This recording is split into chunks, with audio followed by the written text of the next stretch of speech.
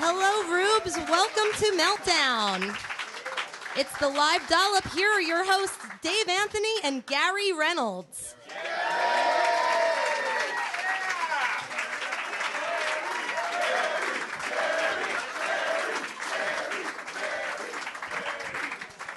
That died fast. It's Gareth and Vicky. You're on the shit list. Supposed to have friends backstage. Out here is the battle. That went bad. Okay, Dave, ready to... Hi, Gary. Hi. Welcome to the Dollop.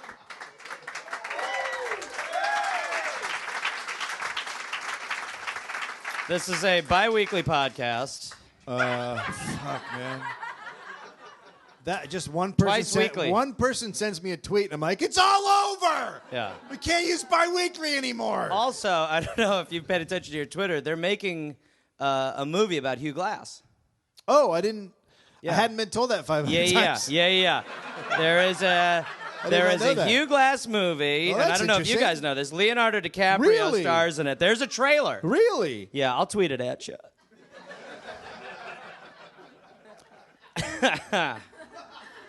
Stop texting. So, who's texting? Is someone texting? Buttons. Oh, people are taking pictures. Buttons is texting. You got Periscope.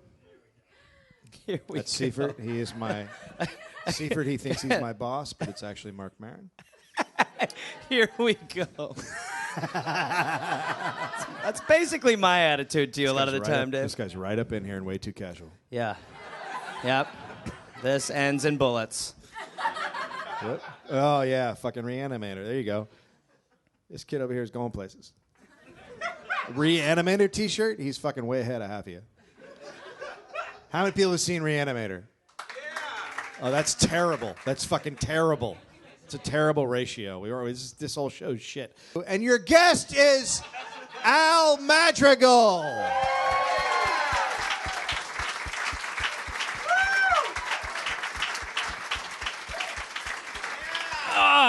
How's it going, guys?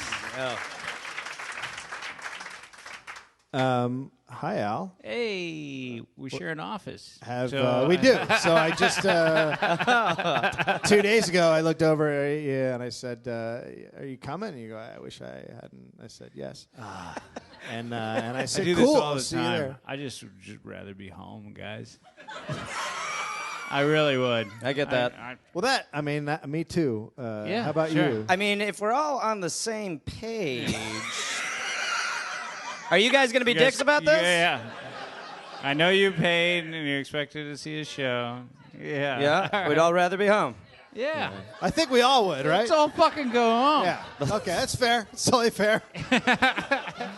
This is awkward. This is, let's face it, this podcast is a chore for to listen to do. everybody involved. Nobody wins. Everybody. Zach on sound is like, fuck.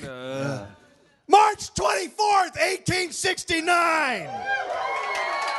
He shouts the day. People like that. What year? I didn't listen. I'm sorry. March 24th, 1869. 1869. All right. Did you ever listen to an episode? That's not I'm aware of what you do. Yeah. Let's fucking get into it.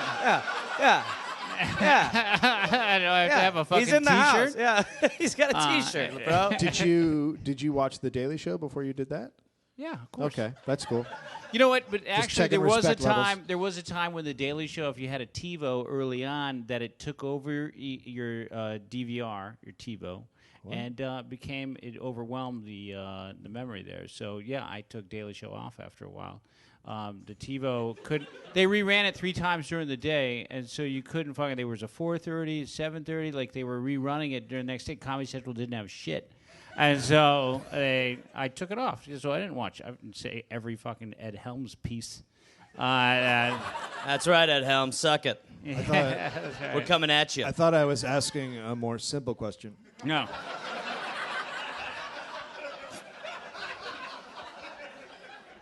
You should explain really quick, just for a second, how I met. He's one of the first guys I met in stand-up comedy. Yep.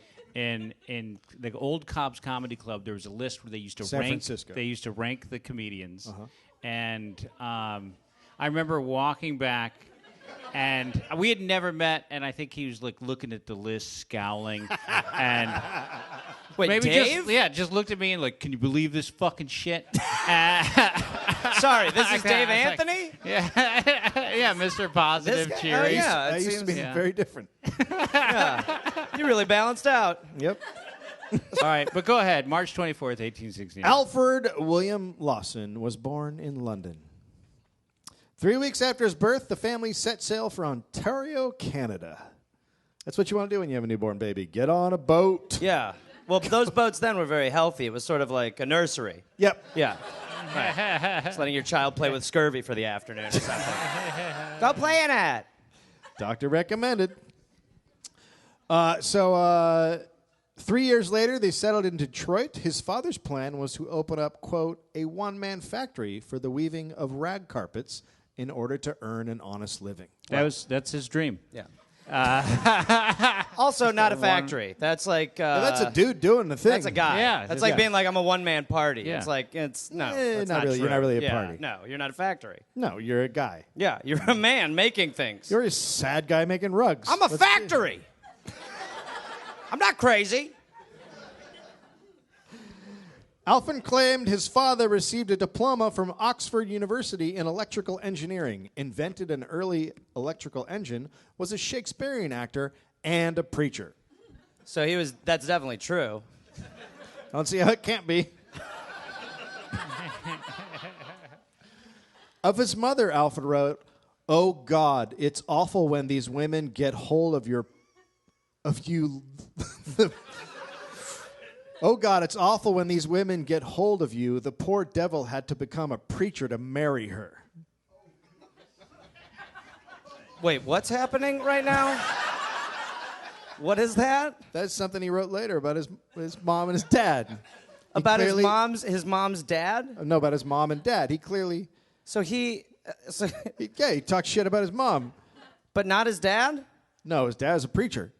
Didn't want to be, though. Had to do it because of his mom. Okay. You know what? This is fucking... It's like he's doing an 80s comedy act about marriage. Yeah, yeah. My mother don't respect me. The only records of Alfred Lawson's early life are from his own writings. We'll find that Alfred calls Alfred a lot. It's not a red flag. And talks in the third person about him. Alfred's elementary school teachers said he was the most unruly pupil that had ever attended the school, and that he believed he was there to instruct the teachers, frequently questioning the teachers' Wait, can we just stop right there facts as real quick? lies. Because when we were in our shared office, an old travel agency up in La Cañada, it's true. It used to be a travel agency. you came to this point and looked at me and says, "What do you call it when someone refers to themselves by their own name?" Oh, I said third person. You go, "No, that's not right. It's a common misconception. People think Because that." that's someone fucking told me, and I think they were wrong. And I said, Was it the bi-weekly guy? No. It could have been it was our friend Josh Olson. Yeah, now that guy's laughing because he's like, I know that guy, and I just fucking threw a friend under the bus. Quit talking about him in third person. "Yeah, all right." Dave Anthony just threw Josh Olson under the bus. Yeah. Okay, so carry are on. you good? Yeah. Now everyone has context what happened in the office. Yeah. But you just made me feel like an asshole when I was sitting there because I immediately said third person. You said, "No, that's not right. A lot of stupid people think that." No. But I'm sorry, Dave Anthony? This is all lies. It's all lies. I give him massages. I mean, it's so horrified by that. That's an appropriate reaction to a Dave Anthony massage. I rub his buttocks with my tongue. That's not rubbing. Okay, back to school. Alfred believed he was there to instruct the teachers, frequently questioning the teachers' facts as lies. He sounds cool. He sounds like a cool customer. Yeah. Happy, go lucky. Easy to teach. Fun in a class. Yeah, easy to teach. Although what they were teaching him was probably insane anyway. He was probably right. It's the fucking 1800s, so it's just all bullshit. Yeah. They're like, a wizard does live in your heart, Alfred. Enough. Stop it. It's medical science. I don't care if your dad invented the one-man factory. Shut the fuck up. He's also a preacher. I mean a church.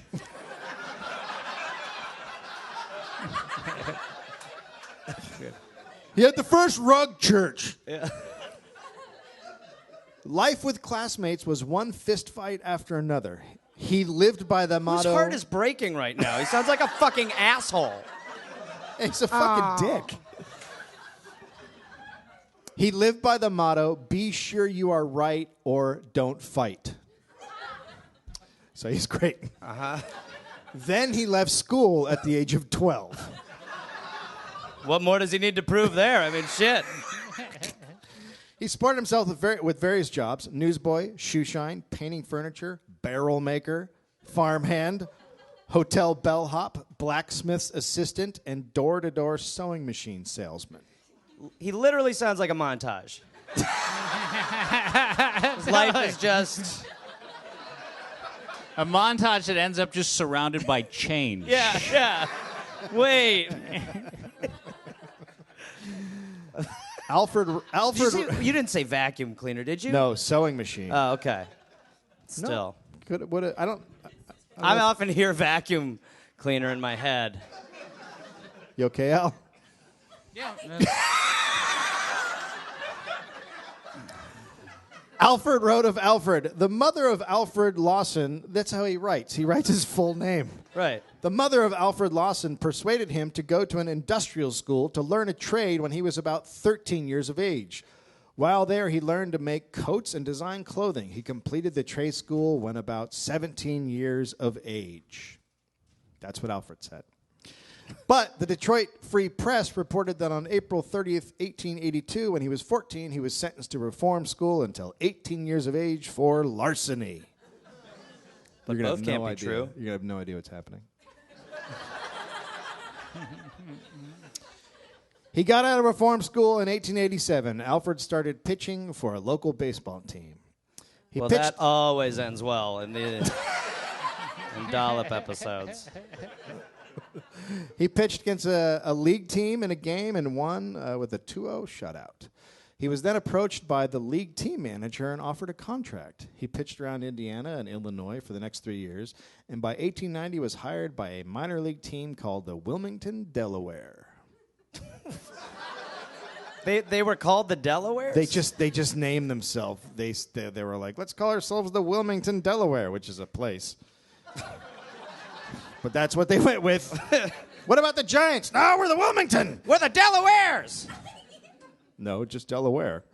Okay.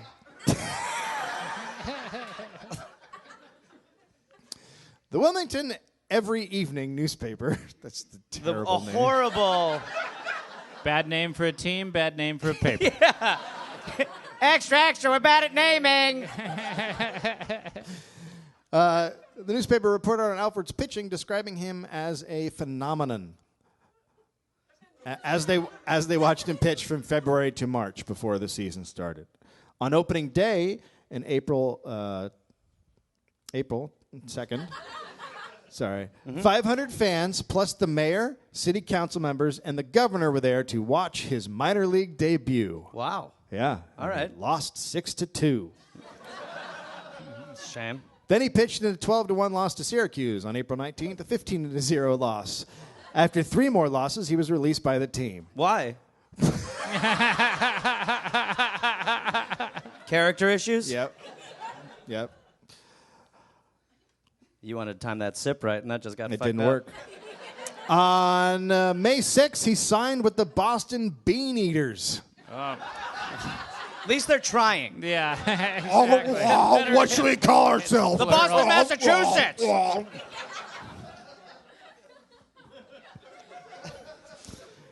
He was let go after pitching 1 game. He then pitched 2 games for Pittsburgh, lost horribly, and that was that. Next, he began managing teams. Why? Wait, how does that happen? You go to the top. Can you teach my team to suck? Come on, boys. I've been horrible for like 2 weeks. He got a bunch of players together, named them the Al Lawson's American All-Stars. Wait, but they are a regular team. When does that ever happen? When has anyone ever named a team like that? That's genius. That's genius, yeah. We're the All-Stars. Well, what about the All-Star team? Sorry, bro. Taken. Fuck it. Just came straight out with it. They're the All-Stars. Yeah, we're the All-Stars. And he went on a tour of Cuba. They lost all but one of the 6 games. Rumors swirled that the team was frequently drunk in Cuba and threw games. When questioned by reporters, Alfred replied, "No, sir. I want to say that my boys behave themselves at all times, and any talk you may have heard about them throwing 3 games on purpose is rot." Such a specific rebuttal. Oddly specific number. Yeah, like, you think we threw 3 of those games? He's like, no, I was saying 5. Wait, why? Did you just throw 3? What? No. That woman wanted it. Where'd you get that number? Crazy, you're crazy. Are you looking in my head?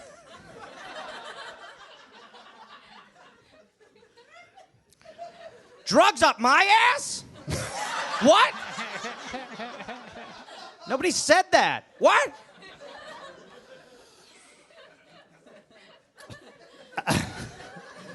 Alfred's baseball career continued for 9 more years. How? Really? How? What? Like baseball was like just starting, so I guess you could just. It's like when everywhere. An actor is not good, but was in something good, and then works for like 10 more years just because. Most he's like, actors. I mean, sorry, all actors. It's like when all actors.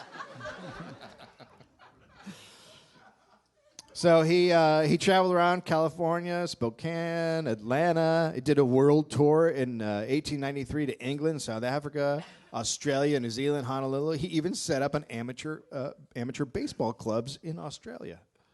Really? Yeah, there's actually newspaper reports. Well, they were in a stable place at that time, as we know.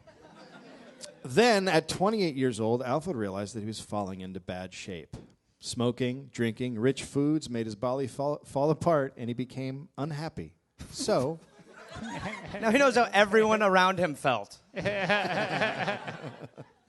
So he, quote, shook off the vile habits, and like magic, all of his physical and mental ailments left him. Yeah, it's crazy when you do stop drinking every day and smoking cigarettes, you tend to feel better. I don't know what it is, but I feel a little different today. I haven't drank 9 beers, smoked, or eaten all that pig. So what to do with this new knowledge? Well, how about... His new knowledge is to just not be a shithead? How about write a novel? Great. Oh, boy. Born Again was published in 1904. It was a utopian fantasy with a complicated plot. Oh, boy. And characters that had the same name. That's why the plot was complicated. It's the best way to complicate any story. We're all Alfreds. I'm a Lawson. Yeah. It was reviewed as, quote, one of the worst works of fiction ever printed. Something. So he's going. You guys can tell he's going places. Yeah. Right? Well, I just love how he doesn't give a fuck. Yeah. He's going to countries, teaching people how to play baseball. He's 28 years old. I'm going to write a book. I have failed at baseball, and I'm an alcoholic, and I should write a book. I know one name. It's time to write a book.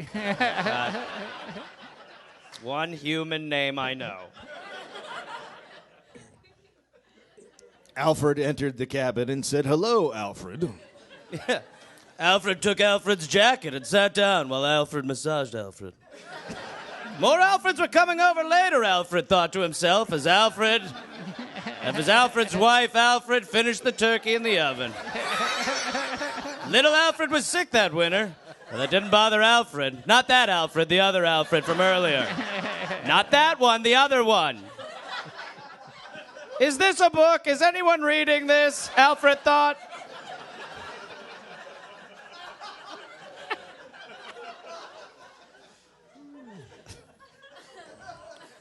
So he could write, and he had no experience with planes. Well, now, That's gonna suggest that planes are about to become a thing he's into. Alfred founded a magazine called Fly in 1908. Wait, before knowing how to fly? Anything? Yeah, he didn't know how to fly. He had no aeronautical knowledge. He just went, I guess planes is a thing now. It's 1908. What I think flying is. The magazine. Every article by Alfred. And a foreword by Alfred. Glenn Curtis had just achieved a 1-mile flight, and the Wright brothers had made their first public demonstration. So why not start a magazine? I mean, that's real early in the game. That'd be like It just happened. I got to get in on this. Do you want to see Laserdisc the magazine? I got a good feeling about this. Fly was very successful. Wow. It wasn't. What? It wasn't very. It was. Oh, it was. Holy shit! He did something right. You were like, I'm finally. gonna correct you there because everything up to this point This shouldn't be happening, this right? should not be happening. But Fly took off. Let's see what we got. In a year, it had a circulation of 6,000 a month.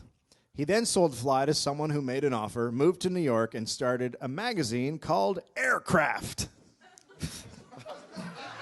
It's just, But he just didn't the guy who bought it have like a no-compete clause? Yeah. Like, Yeah. okay, thank you. I hope your life works out. I have Fly. Yeah.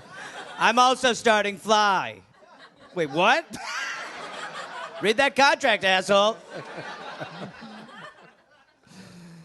Within a few months, Aircraft was recognized as the leading authority upon aeronautics in America, issuing...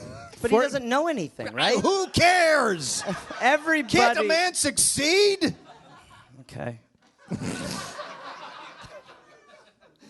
He was issuing 14,000 copies a month in November 1910. Aircraft actually coined the term aircraft. Aircraft. No. Wait, well, he was in Germany for a minute? These are aircraft. Aircraft! Inside the aircraft. He not only came up with the term aircraft, but he trademarked it. That and airliner. He predicted that, quote, the flying machine would carry more than 50 people, would be able to stay in the air for 5 days. This guy is- And be capable there. of crossing oceans. The magazine had articles for the average reader, like why ladies are and should be interested in ballooning. Yeah, and normal, yeah. Sorry, ladies, the plane's a little crazy for you. You should be in a basket under a big bulbous thing. Get in this helium basket, lady. And how to build a gilding machine. He believed A that factory. a one man. Yeah. He believed that, quote, the time will come when all national boundaries are wiped out and there is but one people left in the world. Aerial flight will be a big factor in breaking down these foolish national barriers, which cause men to fight each other like wild beasts and will help to unite them in one big family. Airplanes. Yeah, that's right. There's a country boundary here, but we're free. No more countries. No more countries would just be really weird. No, there's a thing in the sky. Oh, no, we are all the same. Now, it's not aircraft, it's aircraft. From a 1913 article in Aircraft, quote, flying will develop a superior quality in mankind as far in advance of the present man as the present man is in advance of the ape. Sorry. No, not his best stuff. Yeah. It's messed up? No, not his best stuff. We've heard better from Alfred. Which is really saying something. By the year 3000, a superior type of man I will mean, have what a begun- fucking asshole to go to the year. Like, Back to the Future was like, had balls to go to 2015. This guy's like, in the year 3000. That's great when you can hear a faucet turn on after a joke. You know things went good. That was just a guy going... A superior type of man will have begun, the Alti-Man. A superhuman who will live in the upper stratus of the atmosphere and never come down to Earth at all. An alti man? How Yeah, do we the know that's Ulti-Man. not happening Right. now? This up is We don't 800 know. years away That's true. or so. That's whatever, the I good thing can't about add. a prediction like that. A nice buffer when you die that nobody can call you on No, shit. who can call him out on it? It's Men will live in space. Alti men. Regular men will be earthbound. There'll be no countries, and everyone will be named Alfred. All right. Alfred learned to fly in 1913. He became the first airplane commuter in the country to fly his own plane, flying 35 miles from New Jersey to Manhattan. When the U.S. entered World War I in 1917, Alfred secured financing for an aircraft plant in Green Bay, Wisconsin. Fuck yeah, he did. Yeah. I like the Green Bay Packers a lot. But you're from up there. Milwaukee. Right. That's up there. Why is this so awkward? It Well, just feels like You just got weird. I did. I think people were expecting something funny instead of like a strange factual Don't they stare. understand I'm the straight man? I don't understand. She took that bait. You're very vocal, my dear. What did she yell out? Yeah, right. No way. Azalf. Alfred made 2 fighter plane prototypes for the War Department, but orders for the Lawson Armored Battler were rejected. He wrote letters to Congress throughout 1918 urging an immediate increase of $1 billion in funding for aviation. Jeez, that's like all the money back then. Yeah, sure. And a little bit for hot air balloons. For the wife. ladies. For the ladies. These are man planes. Yeah. In his 4th letter to Congress, number 4, he proposed stationing steamships with designed flat tops across the Atlantic Ocean to fly planes over to Europe, claiming it can be operational in 4 months. That's a good idea. That's not a bad idea. It's he's talking about aircraft Yeah, carriers. which- They got to be considering letter number 4. Yeah. I mean, they're it's a solid idea. This one's not bad, you guys. The first 3, the $1 billion Garbage. shit was Yeah. just, woo, but Yeah. I think we did some flat shit out there. Quote, flat shit out there. The war ended, though. Shit. I know. There'll be more. Yep. Don't you worry, Alfie, baby. Lawson Aircraft reorganized into Lawson Airplane Company and the Lawson Airline Transportation Company. The company's first passenger plane built was the first built specifically for commercial passenger travel. It had 2 400-horsepower engines holding 2 pilots and 16 passengers, all seated in upholstered wicker chairs. Luxury. Right? Nice wicker seat. Get on that plane after a long commute. Just getting some Relax wicker. in the wicker. Oh, God. Just getting something that'll burn quick. Yeah. Something if the shit hits the fan that you won't have to wait around and plan for anything. You'll be gone. Wicker. One of the airplane But designers. it's light. It's the only thing he's done that's made sense. I get that it's light. I get that it's light, but it's still wicker. Yeah. Aluminum's light. All right, what do you do next?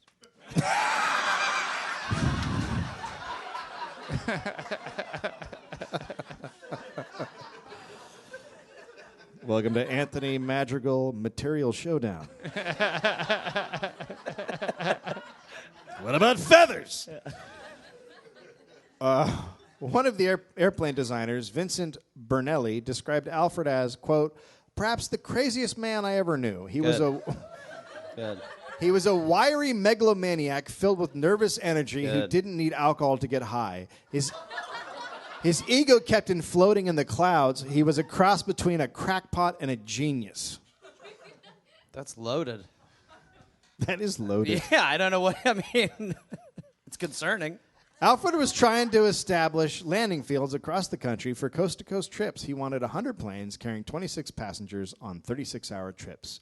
He intended to build sleepers so that people flying from New York to California could sleep like on a train. Huh? Beds and nails, right? Yep. Something nice, sit into. Oh, sleeping Take a on load off. wicker. Yeah. The Arizona Republic published a photo on October 1, 1920. Edgar Croft... What? What'd I say? Yeah, people say first. Oh, my God. You fucking pedantic Well. assholes. I mean, how are you not all Twitter right now? It's not first, it's one. You can't block in real life. I didn't know.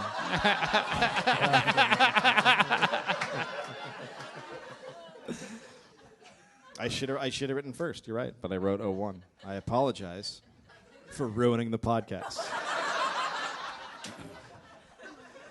Edgar Croft, a newspaper reporter. This is a photo. Edgar Croft. What date was this on? October 1st. A newspaper reporter was shaving himself with a straight-edged razor while flying on a Lawson airliner. Wow. Jesus. Mr. Croft said that he found it much easier to shave himself on a modern Lawson airliner traveling at 120 miles an hour than he did shaving himself on a railroad train moving at 40 miles an hour. What about regular land? Why is he even rolling the dice up? I mean, what? Sure. It's such a better shave on the plane! Because when I was on that railroad car, I had to get stitches all over my face. Who's like testing that? What about- You know, it's not easy to shave on either. Hey, have you thought about shaving when you get there? No. Of course not. I'm out of my mind. Time for the balls.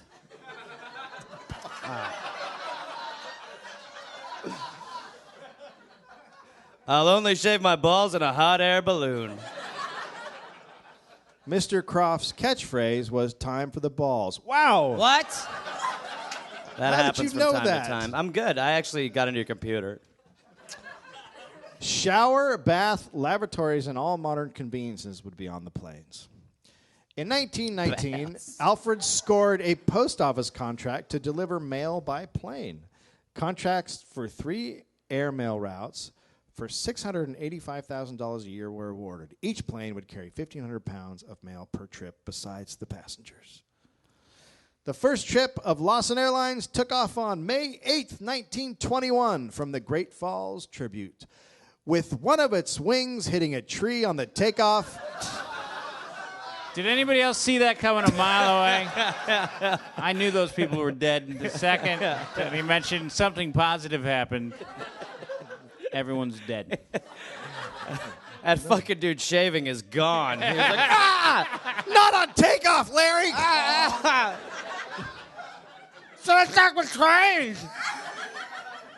Trains don't hit trees.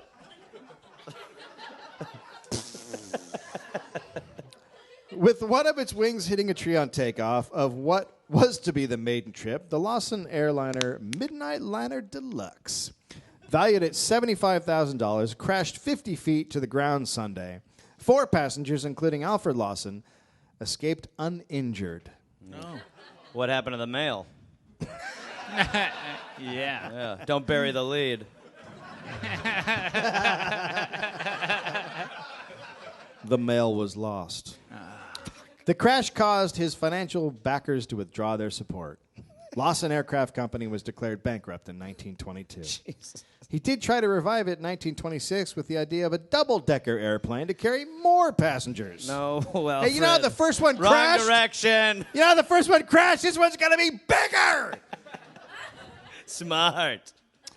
He also tried to create a New York to D.C. double-decker bus route, trying to patent the double-decker bus, but nothing materialized. Then Alfred started writing books. Not again. Rather in pitch. The first 2 volumes of Lawsonomy. Lawson and me? Lawsonomy. Lawsonomy. Like astronomy, but Lawsonomy. Oh. Lawsonomy. Oh. That's really The good. first 2 volumes of Lawsonomy were self-published. He turned his attention to economics, philosophy, and education. Finally. Lawsonomy is the knowledge of life and everything pertaining thereto. Lawsonomy is based upon life as it is and not upon a theory of what it ought to be. Theory, as espoused by so-called wise men and self-styled scholars, has no place in Lawsonomy. Everything must be provable or reasonable, or it is not Lawsonomy. Lawsonomy treats of things as they are and not as they pretended to be. Facts, not fancies. Truth, not falsity. Knowledge, not notions. It is the foundation of Lawsonomy. How old is he there? Like 32? Yeah, he's not very old. sounds- Yeah, he's around there. You got to And throw he, fair and balanced in that list, too. He thought people like Albert Einstein were full of shit. Yeah. Finally, someone's taking the big dog down. Fuck that dude. I'm with Al. Fred, not you. I mean, I'm Yeah, on your side as well. I get it. Thank you. Anyway. Well, he was the anti-Alfred in his opinion. Oh, right, yeah. There is no greater load. I'm still quoting. There is no greater load of misconception than the unprovable theory that somewhere, somehow, and in some shape, there exists a substance called energy that causes movement. No such thing exists! We know he's right now.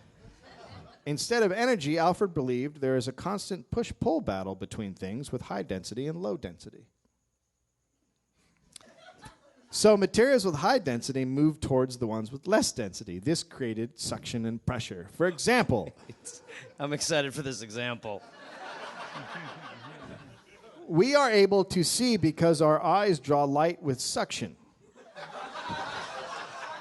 So everybody also agrees he's clearly back on the sauce, right? He's like, It was a fun month when he was off. He was like, I'm out of ideas.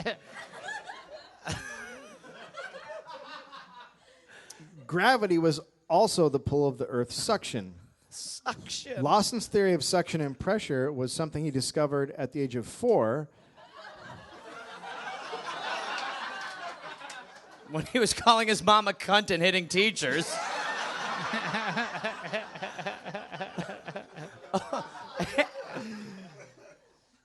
At the age of 4, when he noticed blowing on dust, pushed it away, while inhaling it brought it closer. The story there is he was just inhaling dust. It's like a little fucking... Like a baby genius. Yeah. Alfred, what are you doing? Solving... Physics! I'm doing physics!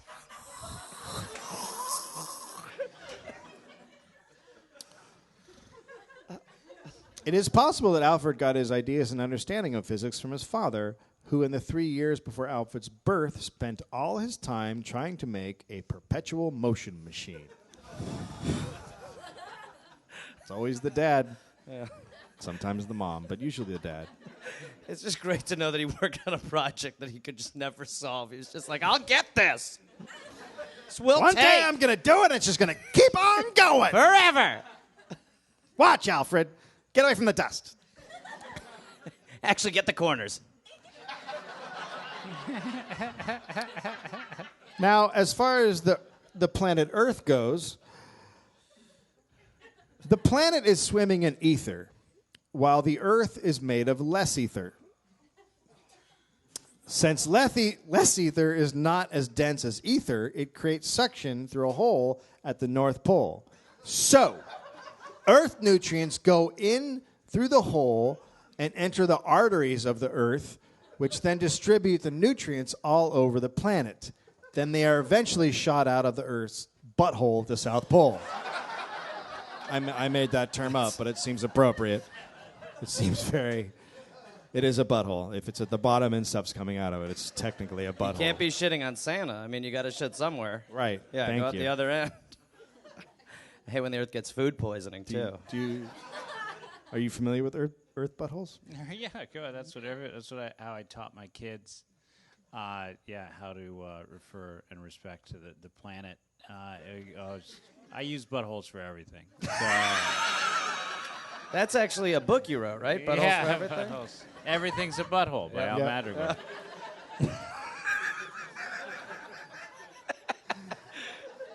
And then there was poverty and economics. Oh, boy. Alfred wanted everyone to be given a direct credit from the government. These direct credits would be used instead of cash as evidence of ownership of land, products, and labor. This way, everyone would be able to prosper, the poor would be fed and educated, and everyone's talents would be realized. Wait, why though? Because he went to Demolition Man money? Because everyone gets credits instead of money. I mean, it is the same thing as money. It's the same But thing as everybody money. gets credits. They're just different. They're not based on gold. It's just you get a credit. Based on nothing. It takes a crazy theory to be like, there might be something to that Earth butthole thing. Walk me back through that one. That one seemed like it was a little grounded. The idea of direct credits caught on. While it was scornfully called a movement of milkmen, which referred to its uniforms, the Direct Credit Society swept the Midwest. In parades in Detroit in 1933, in Cleveland in 34, in St. Louis, in Milwaukee. Well, followed Cleveland's lead, bro, so... Not our fault. Fuck you on that if you're trying to throw the... Don't you dare. Thousands in white uniforms with red sashes and caps with Lawsonomy on the visor marched alongside floats with slogans such as, "All nations need direct credits for little children and feeble old folk."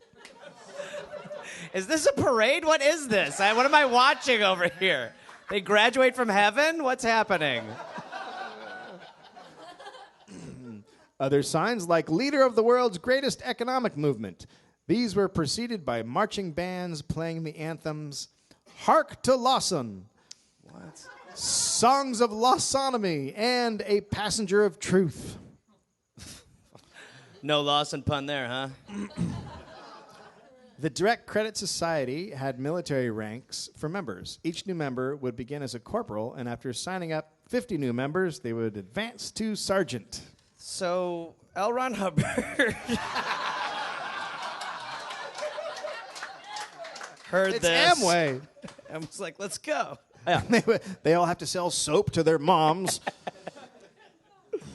And then if you sign up to 100, you become a lieutenant, and 250 a captain, and so Sure. on and so forth. Right.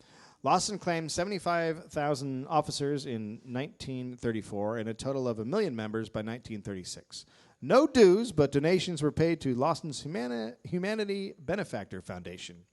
One former officer recalled later, "My family gave Lawson $8,000 over 10 years. That's the reason we don't have a home." Should have managed his credits better. In this economy with those credits? What do you want, buddy? Others cashed in their insurance policy, sold their farms, stores, and cemetery plots to contribute. What do we have left? Selling a cemetery plot in that time, as we've learned, is not good. That's just like, take the bodies and fuck them and eat their hearts and do whatever the fuck you want. Well, there are a lot of vampires. Yeah. Yeah. A newspaper was started called The Benefactor. The paper once claimed a circulation of more than 6 million, which cannot be verified. Yeah. Claiming shit's fun. The Benefactor, quote, "The people of the U.S. have turned over their money system to the financiers and these tricksters use this money as a medium to defraud the people by making them pay tribute for the use of it, and thereby they are enabled to not only swindle the American worker, but it also enables them to actually make slaves of the people themselves on account of indebtedness." So he's right. Yep. Yeah. Yeah. He nailed it. Yep. Has a real Fox News vibe about it. They're crazy. Watch us. In 1939, Lawson published a volume of Lawsonomy called The Almighty. So he's stabilizing. The Almighty was a little more religious. Sure. Quote, The ape man, as God views him, is not a creature of which to feel proud. About every 2,000 years, a new teacher with advanced intellectual equipment appears upon earth to lead the people a step or two nearer to one God of everybody.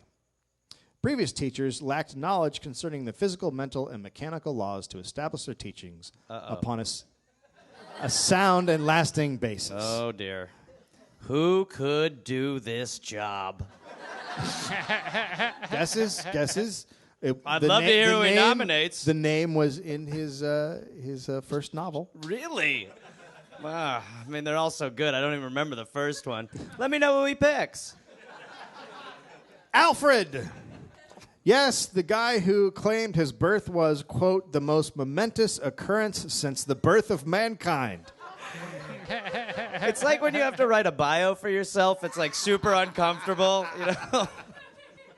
A bio's an interesting thing. Anyway.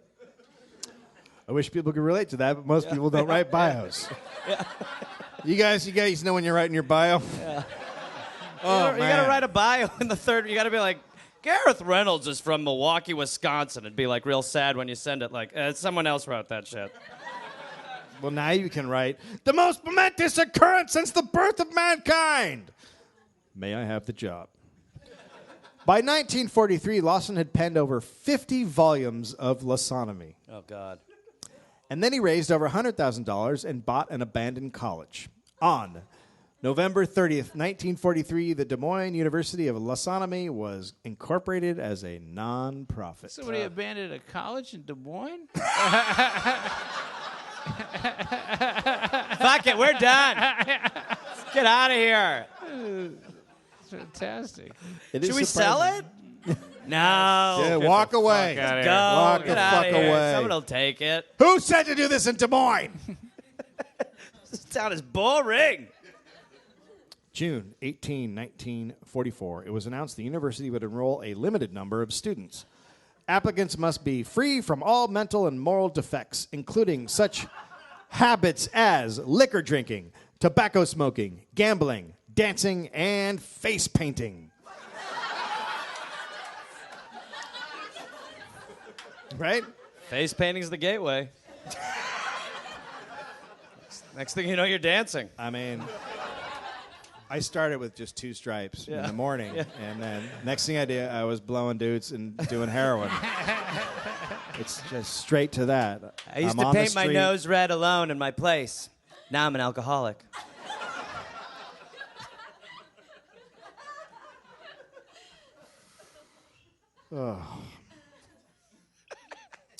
And the college would operate a maternity hospital with a nursery where newborn infants would be brought into the world and taught Lawsonomy from the day they were born. This is real. Tell me about this section! Now, which one of these poles is the asshole? Point to it. Okay, you shit, that's pressure. To get into the university, one had to be, quote, conversant with Lawsonomy literature and pass a rigid examination concerning its principles. A student described classes. You study Lawson's books, read and recite from the books. Cool. So that sounds good. Glad they abandoned that place. No other books were allowed. Yeah, well, why would they be? When the cult. basketball team brought in a rule book about basketball. No. Yeah, they were. He had to write the rule book for basketball? Well, Who's starting Alfred?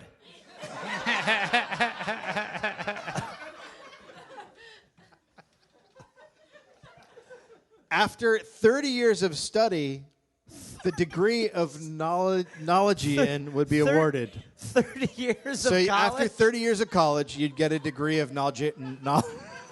Knowledgean? Knowledgean. I wish he made up words that were easier to say. Knowledgean. You are now a knowledgean. In Lawtonomy. Welcome. Lawsonomy. The point is.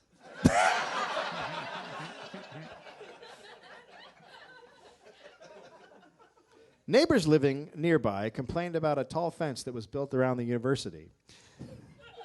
You mean the prison?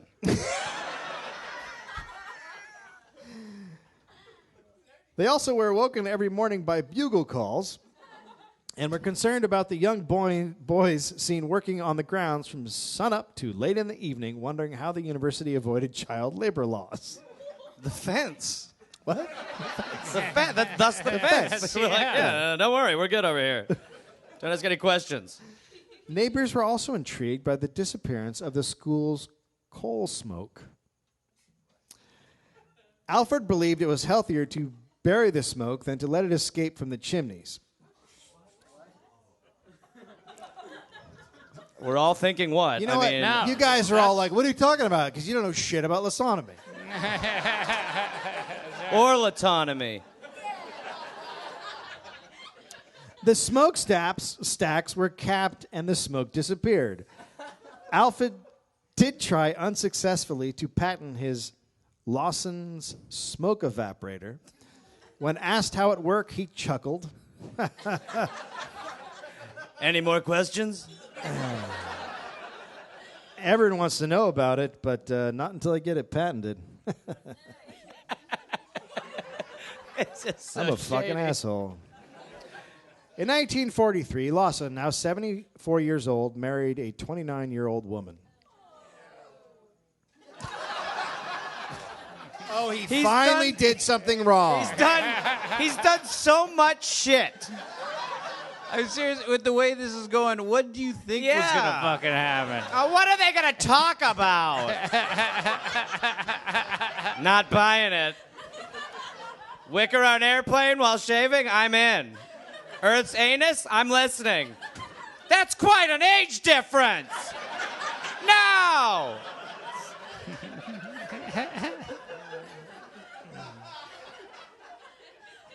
By the way, they had a kid. All right, now I'm back with you guys. A.K.A. another janitor. Scrub the smokeless chimney. He named his son after the character in his novel. Yep. It's a better way to put it all the time. He's named after the main character in my novel. All the characters in my novel. My name. Everyone's Alfred. But the marriage did not sit well with many of his flock. It was followed by a, quote, wholesale exodus of major generals from the organization. Oh, God, what are they going to do without the generals? They've recruited so many. They're so smart. But Alfred announced that about 700 generals asked him to stay as commander-in-chief. Well, that story checks out. No need to dig on that one. Validation enough. The benefactor reported in 1950 that 1,000 churches were being planned for cities in the Midwest. By the mid-1950s, there were 7 outside of the university. The services did not include prayer, as Lawsonian God acted only through natural law and did not interfere in ape-man affairs. I mean, okay. Okay. I don't understand it. Keep going. Readings and sermons were taken from Lawsonomy books. Sermons were ended with, "Thus saith Alfred Lawson." It's so easy to start a religion. It's just crazy. You could be a fucking idiot. Yeah, apparently. you just got to be like, I printed a lot of things. Get in here. Lock that door. We bury smoke. These are your generals. Anybody hear about Cuba? Good. No? All right, great. We're going to get along famously. Hymns sung included Be a Nologian. Be a Nologian. Oh, God. And they were like sung as hymns, right? Yep. Lawsonomy will envelop the earth, and we give thanks for Lawsonomy.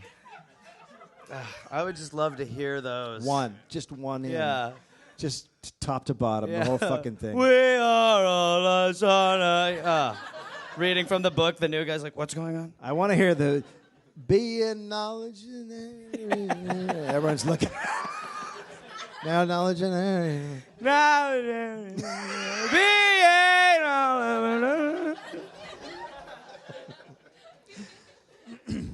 On April 11th, 1951, 2 Iowa State representatives were turned away after attempting to visit the University of Lawsonomy. They got as far as the hallway before an official told them to, quote, write a letter if you want any information. Yeah. Write 4 of them if we don't write back. City and county assessors for years had encountered difficulty obtaining tax information. One representative described the institution as Des Moines Iron Curtain. That's something you put on a postcard right there. It's bragging rights. Come down to Des Moines Iron Curtain. Come on down. March 1952. It was reported that the government was looking into the sales of surplus war machine tools that had been sold to the University of Lawsonomy. Oh, shit. Well, don't get to. With the understanding that they would be used for educational purposes. The tools had been bought at cost for $3,691 and sold for more than $116,000. Alfred, now 82, was given a summons to appear before a Senate Small Business Committee. 82. He's crazy at like 15. At 82, you're like, sweet God. He's got old person crazy and God-given crazy. He appeared on... Alfred given crazy. He appeared at the Senate committee on March 22nd and emphatically denied that he personally profited from the sale of the tools. He shouted angrily at the Senate members, saying, the university taught Lawsonomy, music, theology, and other things. So there were no more questions from the Senate. It's a legit category. And other things. I actually got a degree in other things from Santa Barbara. Yeah. And then you can get a really good stuffs degree from UCLA. Yeah. I majored in other things for 30 years. I'm a general, so... Not a big deal. I don't want to freak everyone out, but I'm a general. 30 years studying other things. The machine tools, he said, were used to teach Lawsonomy, which he described as, quote, the knowledge of life and everything that pertains thereto, the biggest and best machines the world had ever known. Alfred said he knew some of the tools had been sold, but he had no idea how much the school got for them. I don't go into these details. I'm thinking great philosophical thoughts for the benefit of mankind. I don't need this shit. You and your fucking Senate. My brain is working. Can you see? Hello? Alfred said the school's president is a man named Hader. Wow. He's ahead of his time. Whose first name he was unable to remember. He's 82 and pissed and crazy. Like, it's going to be awkward as fuck. Sure. The president's name is Hader. I don't know his first name. I'm thinking thoughts. Albert Einstein's an asshole. Quote, I have had probably 2 million names float through my brain the last 20 years. I can't think of all these little things. I've written 50 books already in the past 20 years, and that wears on your memory. That is the best thing to say when you forget someone's name. Like, I've learned too many names. I have said that. I've actually met you before. Sorry, man. Yeah. Sorry, bro. At some point, all you see is consonants. Alfred's attempts to explain Lawsonomy to the senators were confusing. So there's other quotes besides the ones you read, right? Yeah. Because those are pretty clear. As he left, he called the experience the damnedest thing I've ever heard in all my life. A senator responded, I don't know whether you're talking about the same thing, but I'm inclined to agree with you.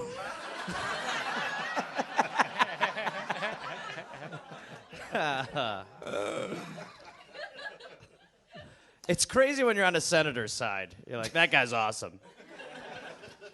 Then an officer of the university testified that a $150,000 profit on the machine tools went for university expenses. The IRS revoked the university's nonprofit status, and Alfred Lawson was forced to auction his school to a developer who turned it into a shopping mall. All was over. Alfred Lawson, founder of Lawsonomy, died November 29th, 1954, of a heart attack in San Antonio, Texas, in a hotel at 85 years old.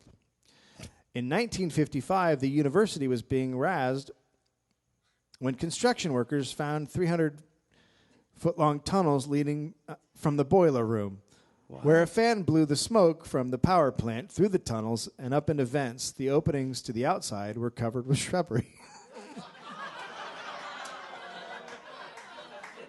So The smoke evaporator! he's just pumping smoke into... Yeah, instead of out the smokestacks, he just tunneled it through bushes.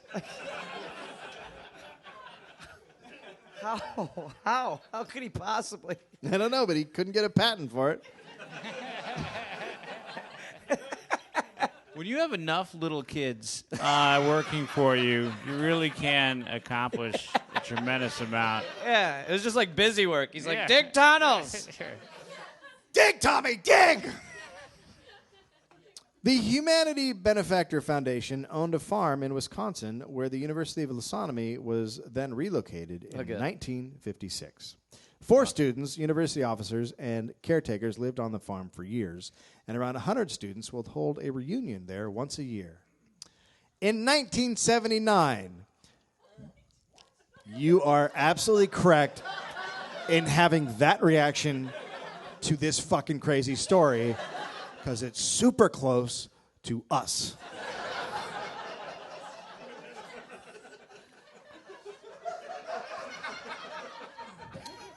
But let's all think about also, when we started on March 24th, 1869, the impact that this guy is having after he's fucking dead.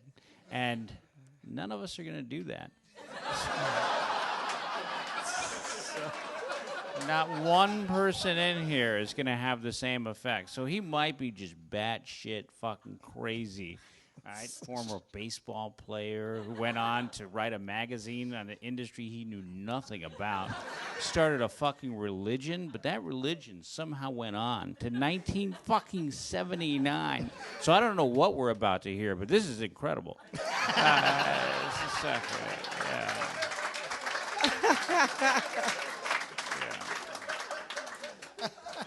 What do you got? Well, in 1979, 9 degrees of Nologian were awarded to mostly people in their 80s and 90s who had been studying for over 30 years. It's graduation. Yeah.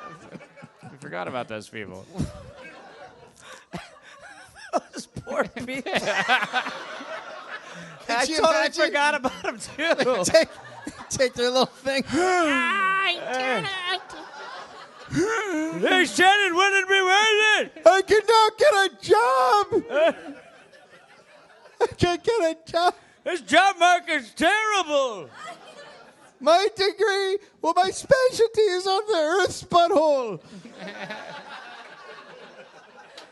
Let me finish.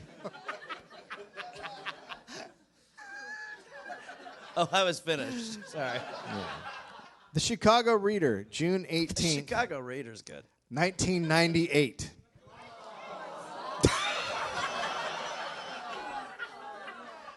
It's fucking horrible when the crazy shit from the 1800s gets this close to us, isn't it? A sign bannered across a fence facing Interstate 94 about a mile south of the first exit to Racine, Wisconsin. Oh, God. That's where you can buy fireworks. That reads, University of Lawsonomy. There are a few signs of life in the empty fields along the road, but on one farm, Merle and Margie Hayden live in the house. Merle directs the university. Marge is 79 and Merle is 78. Both began following Lawson when they were teenagers. You know what? Listen. A lot of you guys are going to hop from fucking job to job, But these people found something and they hooked into it, and this is a very satisfying life. I think we all know what we need to do. Who's really crazy in this story? Huh? Think about that, gang.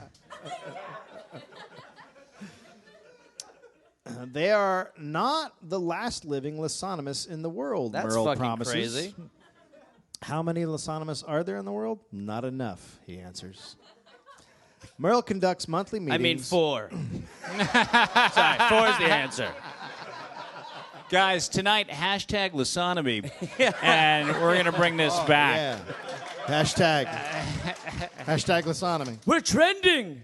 We're trending. I don't know what it is. We're doing it, though. Everybody's saying it. Yeah. Merle conducts monthly meeting with his students, but there are no resident students. Lawsonomy is a home study course now, given free of charge, I mean, because you can just find it online. To earn a degree, is it University certifying- of Phoenix? Is that what it is? A strong vibe. To earn a degree certifying a graduate as a knowledgean still takes 30 years. I can't explain all this stuff in an afternoon, says Merle, who is a But is who a knowledgearian. Are those the 2 options? Can you do it in an afternoon? Can you do it in 30 years? Let's go with that one then. But, if it's like 3 minutes a day, I think you're putting in. I think It's just like the gonna- 8-minute abs of your mind. Makes No, it comes out of the Earth's butthole. Study again. Nobody forgot that fact. You were like, well, I got the one I'll remember. The South Pole is an anus. Merle is a knowledgean. I've been studying it for more than 50 years myself. Jesus. Reported on March 3rd, 2015. Hold on. Take it easy. It's not what you think. Just Merle's dead. A Kickstarter campaign to make the film Last of the Lawsonomists, following Merle Hayden, the last crusading member of Lawsonomy, raised $16,000 in 2013. Too much. A $10,000 grant from the Wisconsin Humanities Council will be used for post-production costs, with the goal of a film festival premiere later this year. That's actually what we're going to show. We're going. everybody now. Actually, yeah. Hope you guys. Slow it down. You want to start it up? Merle, why don't you come out? Merle's here. Is that?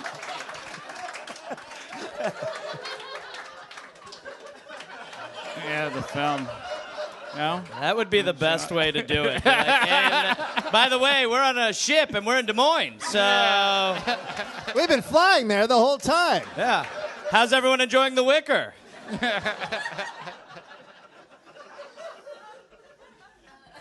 Anyway, that's Lawsonomy. Well, and nothing I'll put weird up about that. I'll put up a trailer for the movie on Facebook. Yeah.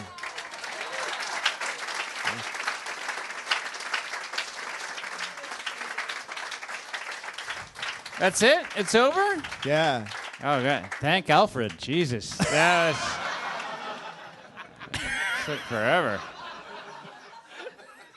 This thing's really doing my head in now. You're going to wake up tonight in the middle of the night and be like, there's something about that stuff I heard. Yeah. Your I'm going name's to too Des close. Moines. Yeah. Let's all go to the mall. It'd be great to start doing it like through the mall now, like at like the stores. They're like, so, you ever wonder what the polls are? You like those sweaters? I was just gonna say, well, you ever wonder what the polls really are? Come in the back room real quick. Well, you guys, thank you for coming out. Thank you to Al Madrigal for joining us. Thanks to Gary Reynolds. Gary. I've been Dave Anthony. Zach was on sound. I'll just jump in. Thank you!